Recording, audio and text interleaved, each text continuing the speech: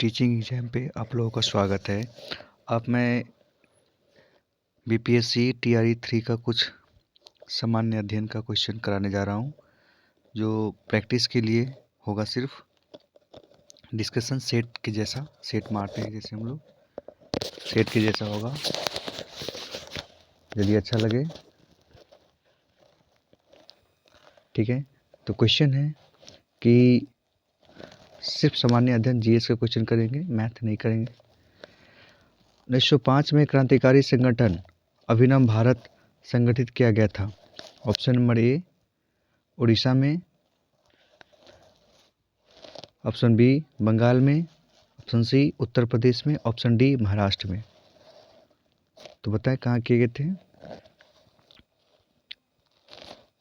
Option D Maharashtra में, option D Maharashtra में किए गए थे। कहाँ किए गए थे? महाराष्ट्र में किए गए थे।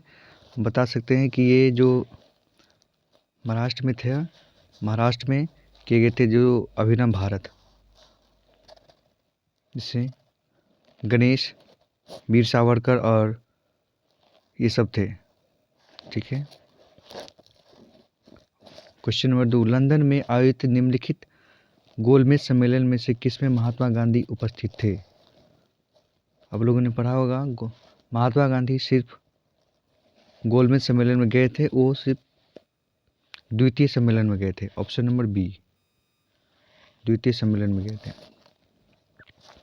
इस तरह क्वेश्चन पढ़ेंगे। 33, निम्नलिखित में से किस अधिवेशन में कांग्रेस को पहली बार भारतीय रियासतों के प्रति अपनी नीति घोषित की थी? नागपुर अधिवेशन में, गया अधिवेशन में, कलकत्ता अधिवेशन में, लखनऊ अधिवेशन में। तो कांग्रेस का अधिवेशन हुआ था पहली बार रियासतों के प्रति, इस पर नीति घोषित किया गया था। ये आपको नागपुर अधिवेशन में, नागपुर अधिवेशन में किया गया था।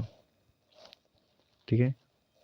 34 क्वेश्चन, राजा जनता के लिए बना है, जनता राजा के लिए नहीं बनी है। राष्ट्रीय आंदोलन के दौरान निम्नलिखित में से यह वक्तव्य जो है दिया था। हम लोग जानते हैं कि राष्ट्रीय आंदोलन के दौरान बहुत सारे वक्तव्य ने बहुत सारा दिया था, है ना। इसमें से ये भी एक है। तो बताएं किसने दिया था। Option A Surendra Nath Banerjee, R C Dutt ने, दादा भाई नौरोजी, या उपरोक्त में से कोई नहीं। तो इसका करेक्ट जवाब हो जाएगा सी, दादा भाई नौरोजी ने दिए थे। ठीक है। 35 क्वेश्चन नंबर, बंकिम चंद्र चटर्जी के प्रसिद्ध उपन्यास आनंद मठ का कथानक आधारित है। तो बंकिम चंद्र चटर्जी के प्रसिद्ध उपन्यास है ऑप्शन चुआड़ विद्रोह पर, रंगपुर तथा दिनाजपुर के विद्रोह पर, विष्णुपुर तथा वीरभूमि में हुए विद्रोह पर, सन्यासी विद्रोह पर।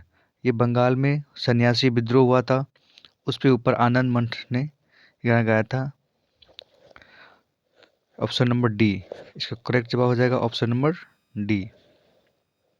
ठीक है, आगे बढ़ते हैं।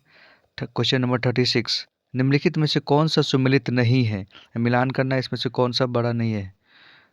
Motilal Nehru, Nehru report, M K. गांधी यानी महात्मा गांधी, चंपारण आंदोलन, एस.सी. बोस, सुभाष चंद्र बोस, फॉरवर्ड ब्लॉक, एम.एन. जिन्ना, खिलाफत आंदोलन। तो सारा सही है, इसमें से एक गलत है जो ऑप्शन नंबर डी है, खिलाफत आंदोलन। हम इसका विश्लेषण इसलिए नहीं कर रहे हैं, सेट मार रहे हैं। आगे की चैप्टर, आगे जो हम सेट मारेंगे उसमें थोड़ा थोड़ा विश्लेषण बढ़ाएंगे, है ना। अभी विश्लेषण नहीं कर रहे हैं, सिर्फ सेट मारने की कर रहे हैं। ठीक है, ओके। तो आप देख सकते हैं कि अब अगला क्वेश्चन 37 नंबर, बंगाल के विभाजन के समय बंगाल का लेफ्टिनेंट गवर्नर था। बंगाल का विभाजन बताइए कब हुआ था, है ना। ये इसके बंगाल विभाजन के समय बंगाल का लेफ्टिनेंट गवर्नर कौन था? Option A sir Andrews Fraser, H L. Risley, Brodrick A T Arundel. इसका करेक्ट आंसर हो जाएगा सर सैंड्र्यूज फ्रेजर। ब्रिटिश पत्रकार H.W.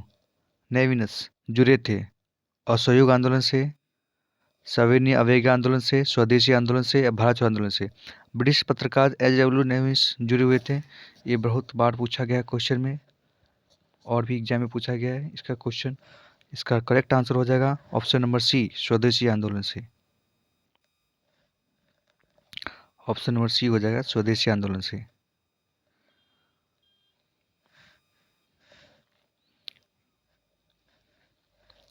अब 39, भारतीय राष्ट्रीय कांग्रेस का अंतिम अधिवेशन जिसमें बाल गंगाधर तिलक ने भाग लिया था, अधिवेशन भाग लिया था, ये कभी भारतीय राष्ट्रीय कांग्रेस के अध्यक्ष नहीं बने थे। बाल गंगाधर तिलक भाग लिया था।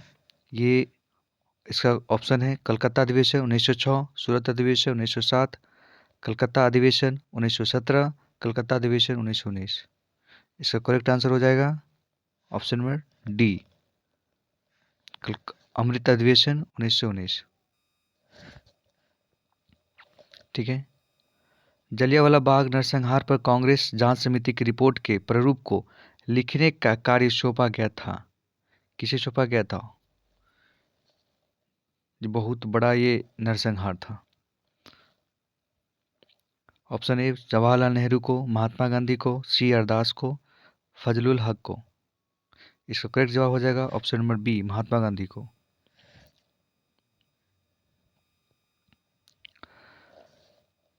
अब 41 क्वेश्चन, अशोक के शासनकाल में बौद्ध संगीति किस नगर में आयोजित की गई थी? अशोक के शासनकाल में बौद्ध संगीत किस आयोजित की थी? ऑप्शन ए मगध, पाटलिपुत्र, समस्तीपुर, और उनमें एक में से उपयुक्त में से अधिक या उपयुक्त में से कोई नहीं। इसका करेक्ट जवाब हो जाएगा option number B, Pataliputra. 42 question, निम्नलिखित में से मगध का कौन सा राजा सिकंदर महान के समकालीन था? बहुत इंपॉर्टेंट क्वेश्चन है। निम्नलिखित में कौन सा निम्नलिखित में मगध का कौन सा राजा सिकंदर महान के समकालीन था? अब मगध को जानते ही, मगध जैसे ही दिमाग में आएगा तो वहाँ का क्या ऑप्शन हो जाएगा? घनानंद। ठीक है, ऑप्शन नंबर बी आंसर था 42 का।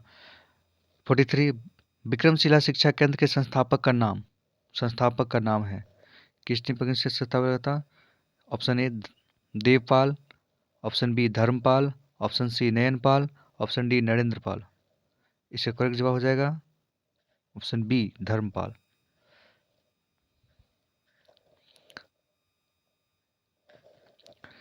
पाटलिपुत्र में 44 क्वेश्चन, पाटलिपुत्र में स्थित चंद्रगुप्त का महल मुख्यतः बना था ईंटों का, पत्थर का, लकड़ी का, मिट्टी का। इसका करेक्ट जवाब हो जाएगा ऑप्शन नंबर सी, लकड़ी का। बाबर गुफाओं का उपयोग किसके आश्रय गृह के रूप में किया था?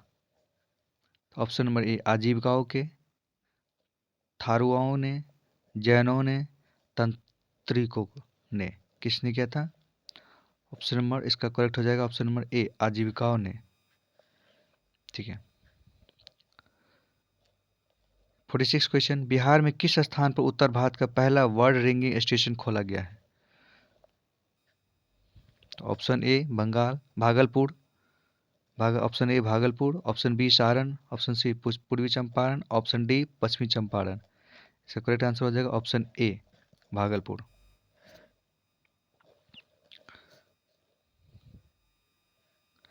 अब चलते हैं 46 के बाद 47 पे। निम्नलिखित में से किसने बिहार में गिद्ध संरक्षण योजना शुरू की है? बता सकते हैं बिहार में गिद्ध संरक्षण योजना शुरू की है। जो रिजर्व है इसमें बता सकते हैं कौन सा? कैमूर का टाइगर रिजर्व, राजगीर वन जीव अभयारण्य, Valmiki tiger reserve, Kanwar lake bird century.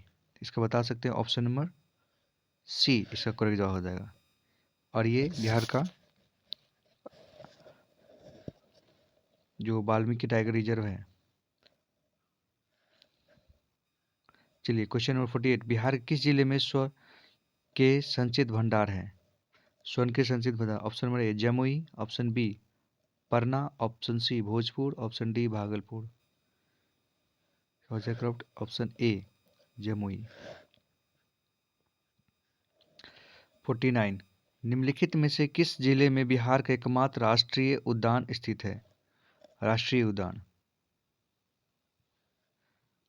बताएंगे, जो ही बात किए हैं, वाल्मीकि राष्ट्रीय उद्यान स्थित है। Option A Nalanda, option B Bhagalpur, option C पश्चिम चंपारण, ऑप्शन डी पूर्वी चंपारण।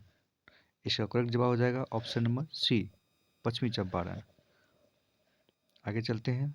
50 क्वेश्चन, सिर्फ जीएस का क्वेश्चन करेंगे, रीजनिंग मैथ नहीं करेंगे। जीएस में ऐसे हिस्ट्री, पॉलिटी, साइंस सबका करेंगे। निम्नलिखित में से कौन सा वन्यजीव अभयारण्य बिहार के मुंगेर जिले में स्थित है?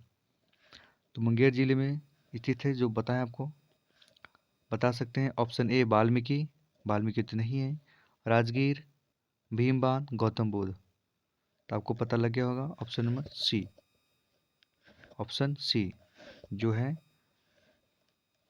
वन्यजीव अभयारण्य बिहार के मुंगेर में स्थित है, भीम बांध। क्वेश्चन के एनालिसिस डिस्कशन नहीं कर रहे हैं, सिर्फ सेट की तरह चल रहे हैं, देखेंगे। 50 के बाद चलते हैं, अगला क्वेश्चन जीएस का कब आ रहा है, देख रहे हैं। चलिए 66 से, सही से। नीति आयोग का प्रथम उपाध्यक्ष उपसभापति कौन था? जो पता है नीति आयोग 2015 से लागू हुआ है, इसके जो अध्यक्ष होते हैं, जो हमारे देश के प्रधानमंत्री, भारत के जो प्रधानमंत्री होते हैं वही नीति आयोग के अध्यक्ष होते हैं।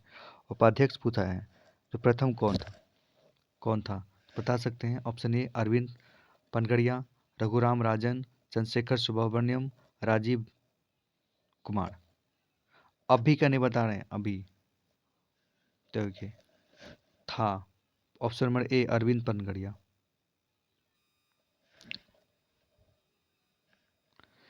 ठीक है। 67 क्वेश्चन नंबर, राष्ट्रीय डेयरी अनुसंधान संस्थान स्थापित है कहाँ है? करनाल में, हिसार में, आनंद में या जयपुर में?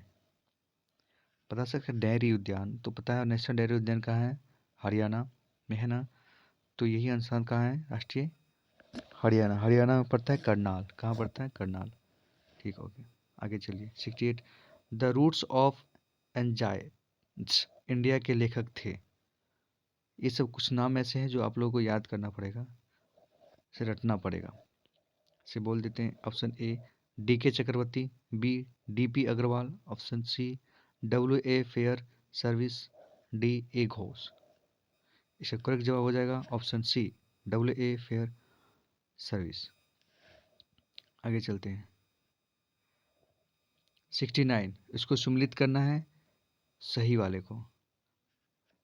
ऑप्शन ए, आपको इसमें से ऐसे पता करना है इसको कि आपको जो आता ऑप्शन में से पहले उसको टिक करना है। जैसे WTO है ना,